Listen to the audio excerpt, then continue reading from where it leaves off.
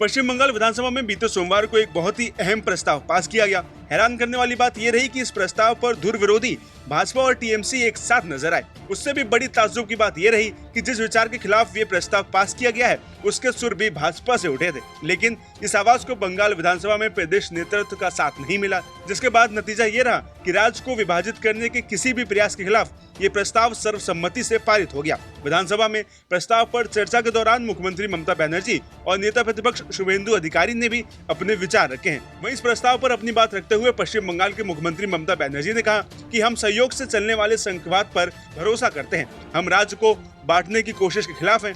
वहीं दूसरी ओर भाजपा ने विधानसभा में कहा कि वे राज्य के बंटवारे के विचार के सख्त खिलाफ हैं। हालांकि उन्होंने ये साफ किया कि वे बंगाल के उत्तरी हिस्सों का विकास चाहती है। इसके साथ ही शुभेंदु अधिकारी ने भी सदन में कहा कि हम संयुक्त पश्चिम बंगाल का संपूर्ण विकास चाहते हैं। इसके साथ ही शुभेंदु अधिकारी ने कहा कि हम पश्चिम बंगाल को बांटने की किसी भी कोशिश का विरोध करते हैं। उनके इस प्रस्ताव को सीएम ममता बनर्जी ने मान लिया और इसी के साथ सदन में ये प्रस्ताव सर्वसम्मति से पारित हो गया है। गौरतलब है कि कुछ दिनों पहले ही बंगाल भाजपा के अध्यक्ष सुकांत मजूमदार ने कथित तौर पर बंगाल के बंटवारे की मांग उठाकर हलचल मचा दी थी। इसे लेकर टीएमसी के कई नेताओं ने नाराजगी भी जताई थी। खुद भाजपा के नेता भी मजूमदार की इस मांग पर एकमत नहीं रहे। वहीं जिसके बाद सोमवार को भी विधानसभा में इसका असर देखने को मिला और टीएमसी भाजपा इस मुद्दे पर साथ आ गए। वहीं आपको बताते चलें कि कुछ दिन पहले भाजपा की पश्चिम बंगाल इकाई के अध्यक्ष और केंद्रीय शिक्षा राज्य मंत्री सुकांत मजूमदार ने बंगाल के बंटवारे की बात कहकर हलचल मचा दी थी। मजूमदार का कहना था कि उन्होंने प्रधानमंत्री नरेंद्र मोदी से मिलकर कहा है कि उन्होंने राज्य के उत्तरी हिस्सों को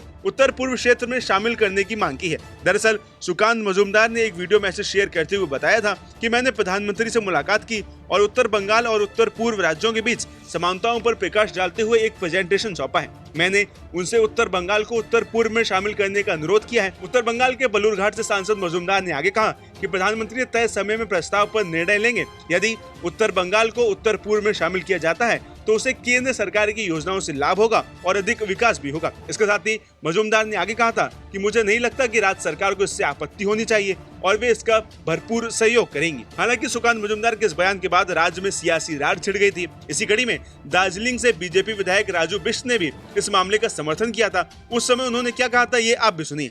नेता जब भी बोलता है जनता की मन की बात बोलता है और उनके बात में दम भी है, लॉजिक भी है।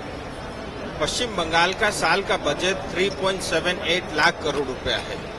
नॉर्थ बंगाल डेवलपमेंट बोर्ड को 860 करोड़ रुपए मिलता है। इसमें से सिर्फ 50% पैसा ही यूज होता है, बाकी वापस बंगाल को चला जाता है। हमारे पास रिच कल्चर के साथ साथ रिच रिसोर्सेस है। बहुत बड़ा टैक्स का पैसा हम बंगाल सरकार को देते हैं।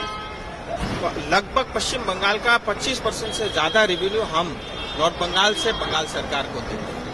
लेकिन जिसकी भी सत्ता रही कलकत्ता में, चाहे वो सीपीएम थी चाहे आज वो टीएमसी है, सिर्फ और सिर्फ हमें ठगने का, हमें लूटने का और हमें दूसरे दर्जे का नागरिक की तरह हमारे साथ ट्रीटमेंट जो हुआ है, इसलिए ये जन भावनाएं और हम नेता होने के नाते जन भावनाओं का हम कदर करते हैं। अध्यक्ष जी का समर्थन करते हैं जो उन्होंने जो दिया। मैं बिल्कुल उनके बयान में कुछ भी गलत नहीं है और मैं एक स्टेप और आगे जाकर के बोलता हूँ। विशेष करके दार्जिलिंग तराई डूवर्स के लिए भारतीय जनता पार्टी ने, हमारी सरकार ने ये कहा था कि हम स्थायी राजनीतिक समाधान करेंगे। उस पे चर्चा सीरियसली चल रही है, आगे बढ़ रहा है और मुझे पूरा उम्मीद है दार्जिलिंग तराई डूवर्स की जनता जो लगातार ठगी आ रही थी उसको न्याय मिलेगा।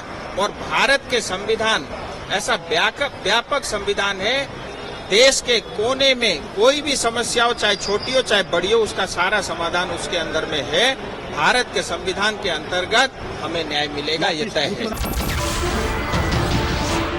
नमस्कार, मैं हूं मानक गुप्ता। अगर आपको हमारा ये वीडियो पसंद आया हो तो इसे लाइक और शेयर जरूर करें और हाँ, हमें सब्सक्राइब और फॉलो करना ना भूलें ताकि आप देश और दुनिया की कोई खबर मिस ना करें। तो जुड़े रहिए हमारे साथ और देखते रहिए न्यूज़ 24।